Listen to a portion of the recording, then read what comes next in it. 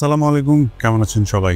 নির্বাচন কি খুব তাড়াতাড়ি দেওয়া উচিত নাকি ডেস্কটাকে সংশোধন করে তারপরে দেওয়া উচিত নির্বাচন? ধরুন একজন ক্ষুধার্ত ব্যক্তিকে 16 দিন যাবৎ খাবার দেওয়া হলো না, ঠিক 16 দিন পর তার সামনে যদি খাবার রাখা হয় একটা নর্মাল মানুষের মতো, সে আসলে খাবারটা খাবে না।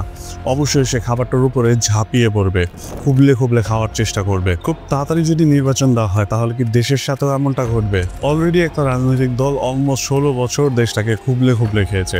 এখন অপর একটি দল যদি ক্ষমতায় আসে তাহলে কি তারাও সেম কাজটা করবে, নাকি তারা দেশটাকে ডেভেলপ করবে? যদি খুব তাড়াতাড়ি নির্বাচন দিয়ে দেওয়া হয় তাহলে দেশের সরকার হিসেবে আপনি কাকে দেখতে চান?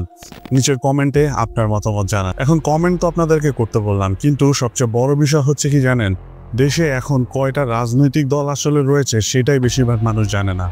এবার যদি নির্বাচন হয় তাহলে কয়টা রাজনৈতিক দল নির্বাচনে অংশগ্রহণ করতে পারবে সেই বিষয়টা সম্পর্কে আমরা ক্লিয়ার না। এবারের ঈদে নামাজ শেষে অনেককেই বলতে শোনা যায় ডক্টর মোহাম্মদ ইউনূসকে তারা 5 বছর চায়, কিন্তু ডক্টর মোহাম্মদ ইউনূস কিন্তু এই সম্পর্কে একদম ক্লিয়ার করে বলে দিয়েছেন যে দেশের কিছু সংশোধন করার পর তিনি কিন্তু নির্বাচন দিয়ে দেবেন। এর মানে বাংলাদেশে এখন যে রাজনৈতিক দলগুলো রয়েছে তারা নিজেদের মধ্যে নির্বাচন করবে এবং যেই দলটি সবচেয়ে বেশি আসন গ্রহণ করবে তারাই গঠন করবে সরকার। এখন ডক্টর মোহাম্মদ ইউনূস বাংলাদেশে কি কি সংস্কারের কথা বলছেন, যে সংস্কারগুলো না করলে দেশকে আসলে উন্নত করা সম্ভব নয়। তবে তার আগে জানা যাক যে এখন বাংলাদেশে কোন কোন দল রয়েছে যারা নির্বাচনে অংশগ্রহণ করবে। প্রথমে আসে বিএনপি বা বাংলাদেশ ন্যাশনাল পার্টি, এরপরে আসে বাংলাদেশ আওয়ামী লীগ, তারপরে রয়েছে বাংলাদেশ ইসলামী পার্টি, এরপরে এনসিপি বা বাংলাদেশ নাগরিক পার্টি। এই দলটা মূলত সম্পূর্ণ নতুন, কিছুদিন আগে আমরা যে আন্দোলনটা দেখেছি ছাত্রদের আন্দোলন, মূলত এই দলটা হচ্ছে ছাত্রদের একটা দল। এটা নিয়ে কিছু বিস্তারিত আলোচনা আছে, আমরা একটু পরে সেই আলোচনাটা করব।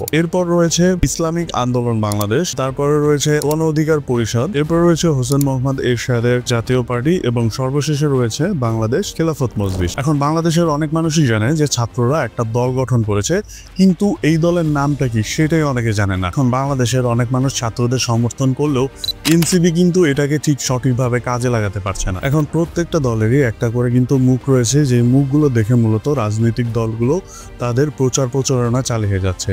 যদি সেটা বিএনপির কথা বলেন তাহলে সেটা হচ্ছে মেজর জিয়াউর রহমান, ন্যাশনাল পার্টির কথা বললে হোসেন মোহাম্মদ এরশাদ, বা আওয়ামী লীগের কথা বললে শেখ মুজিবুর রহমান বা শেখ হাসিনার কথা। এখন এনসিপির কথা হচ্ছে যে তাদের দলটা কিন্তু একক ব্যক্তি কেন্দ্রিক হবে না, মানে একজনকে নির্দিষ্ট করে একটা দল হবে না, কিন্তু তারপরেও তাদের দলের কিছু মানুষকে কিন্তু দেশের অনেকেই চেনেন, গণমাধ্যম বা সোশ্যাল মিডিয়ার থ্রুতে অনেকেই চেনেন। কিন্তু সরকার গঠন করতে হলে ভাই তাদেরকে অনেকগুলো আসনে জিততে হবে। তো সেই আসনগুলোতে আসলে কে নির্বাচন করছে বা তাদের প্রার্থীকে দেশের মানুষজন কিন্তু সেই বিষয়টা সম্পর্কেই ক্লিয়ার না। তাই এই দলের উচিত জাতীয় লেভেলে আসলে সমাবেশ করা প্রত্যেকটা এলাকায় গিয়ে যাতে করে তাদের দল সম্পর্কে বাংলাদেশের প্রত্যেক মানুষ ক্লিয়ার থাকে, তাদের দল থেকে যে প্রার্থীগুলো দাঁড়াচ্ছে তাদেরকে যাতে প্রত্যেকেই চেনে এবং তাদের ডিসিশনটা যাতে নিতে পারে। এখন এই ধরনের সমাবেশ কিন্তু এনসিপি এর আগে কিছু জায়গায় করেছে, সেখানে অনেক জনসমাবেশও ছিল, মানুষের পরিমাণও অনেক বেশি ছিল, কিন্তু এই বিষয়গুলো কিন্তু লিমিটেড কিছু জায়গায় করা হয়েছে, প্রত্যেকটা জায়গায় কিন্তু করা হয়নি। তাই দেশের প্রত্যেকটা জায়গায় যদি তারা এই কাজগুলো করে তাহলে তাদের দল সম্পর্কে বাংলাদেশের মানুষ ক্লিয়ার হয়ে যাবে। এখন আরো একটা বড় সমস্যা হচ্ছে দেশের বেশিরভাগ মানুষই মনে করছেন যে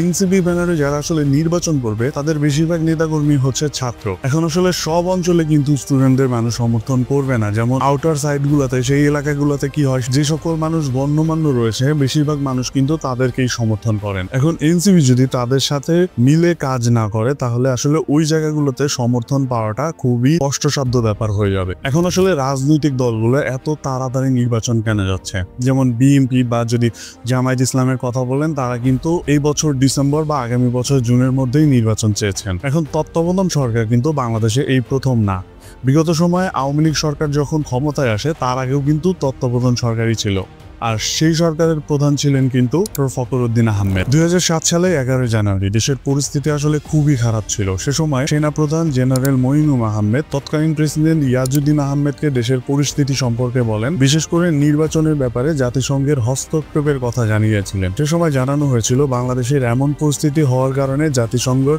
শান্তি মিশন থেকে বাংলাদেশের আর্মিদের বাদ দেওয়া হতে পারে। এখন এটা যদি বাদ দেওয়া হয় তাহলে কি ধরনের প্রবলেম মূলত হতে পারে সেটাই বোঝানো হয়েছিল ইয়াজউদ্দিন আহমেদকে। আর এই পরিস্থিতির জন্য মূল কারণ ছিল সে সময় আওয়ামী লীগ, কারণ এক্সট্রিম লেভেলের আন্দোলন করা হয়েছিল জাতীয় লেভেলের নির্বাচনের জন্য। এই দুই দলের পরিস্থিতির কারণে সেই সময় কিন্তু তত্ত্বাবধানে একটা সরকার গঠন করা হয় এবং সেই সরকারের প্রধান উপদেষ্টা ছিলেন প্রেসিডেন্ট ইয়াজউদ্দিন আহমেদ। কিন্তু এইটা কিন্তু টেকসই হয়নি, যার ফলে সেটাকে বাদ দিয়ে আবার নতুন করে আরেকটা তত্ত্বাবধান সরকার গঠন করা হয় এবং সেই সময় সর্বপ্রথম ডক্টর মোহাম্মদ ইউনূসকে কিন্তু তত্ত্বাবধান সরকারের প্রধান উপদেষ্টা হিসেবে দায়িত্ব নেওয়ার জন্য অনুরোধ করা হয়, কিন্তু সেই সময় তিনি কিন্তু এটাকে প্রত্যাখ্যান করেছিলেন। এরপর ফখরুদ্দিনকে এই প্রস্তাবটা দেওয়া হয় এবং তিনি এই প্রস্তাবটি গ্রহণ করেন। এখন তিনি দায়িত্ব নেওয়ার পর দেশের রাজনৈতিক পরিস্থিতি কিন্তু সম্পূর্ণভাবে বদলে যায়। সে সময় তিনি কিন্তু দুর্নীতির ব্যাপারে কঠোর পদক্ষেপ গ্রহণ করেছিলেন। এমনকি এমন দেখা গিয়েছিল যে সকল মানুষ দুর্নীতির মাধ্যমে গাড়ি বা টাকা পয়সা করেছে, তারা সেই সকল গাড়ি এবং টাকা পয়সা রাস্তায় ফেলে চলে গেছে শুধুমাত্র ফখরুদ্দিন আহমেদের ভয়। এছাড়াও তিনি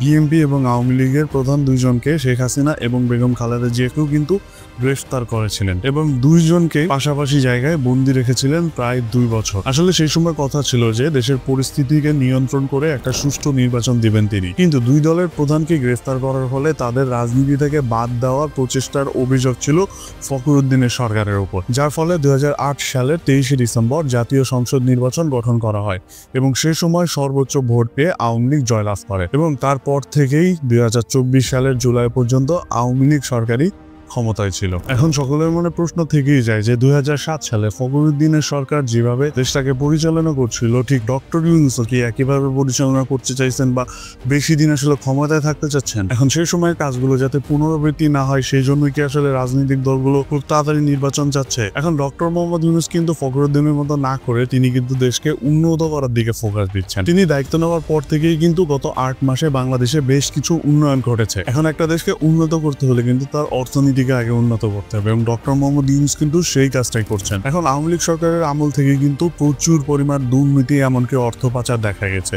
যার ফলে কি হয়েছে, পুরো দেশের অর্থনীতি কিন্তু একদম ধ্বংসের পথে যাচ্ছিল। যদি ধরেন বিদ্যুৎ বা জ্বালানি খাতের কথা যদি বলেন, সেখানে কিন্তু বিশাল এক সমস্যা দেখা দিয়েছিল। যেমন গত বছরের আগের বছর কিন্তু কয়লা আমদানিতেও নিষেধাজ্ঞা জারি করা হয়েছিল। সেক্ষেত্রে ডক্টর মোহাম্মদ ইউনূস আসার পরে প্রায় 40,000 কোটি টাকার ঋণকে তিনি এখন নামিয়ে নিয়ে এসেছেন মাত্র 10,000 কোটি টাকাতে, মানে প্রায় 30,000 কোটি টাকা ঋণ কিনে তিনি অলরেডি পরিশোধ করে দিয়েছেন। শুধুমাত্র তাই নয়, যদি দেশের রিজার্ভের দিকে লক্ষ্য করেন, যেটা গত বছরেও ছিল প্রায় 20.54 বিলিয়ন ডলার, সেটা এই বছর এসে দাঁড়িয়েছে 21.40 বিলিয়ন ডলার। এখন যদি গ্রস হিসাব করেন তাহলে এটা বছর শেষে প্রায় 28 বিলিয়ন ডলারে গিয়ে ঠেকবে। এছাড়াও কিন্তু তিনি বিদেশ থেকে বিভিন্ন ধরনের ইনভেস্টমেন্ট আনছেন, ইনভেস্টমেন্ট সেমিনার করা হচ্ছে। যদি আপনি ইনভেস্টমেন্ট সেমিনার সম্পর্কে না জানেন, আমার এই ভিডিওটা দেখতে পারেন, এখানে সম্পূর্ণ ক্লিয়ার ভাবে ইনভেস্টমেন্ট সেমিনার সম্পর্কে বলা হয়েছে, অথবা ডেসক্রিপশনে লিঙ্ক দেওয়া আছে, সেখান থেকেও দেখতে পারেন। এখন শুধুমাত্র নির্বাচন তো দিলেই চলবে না, সংশোধনগুলো তো আসলেই করা উচিত।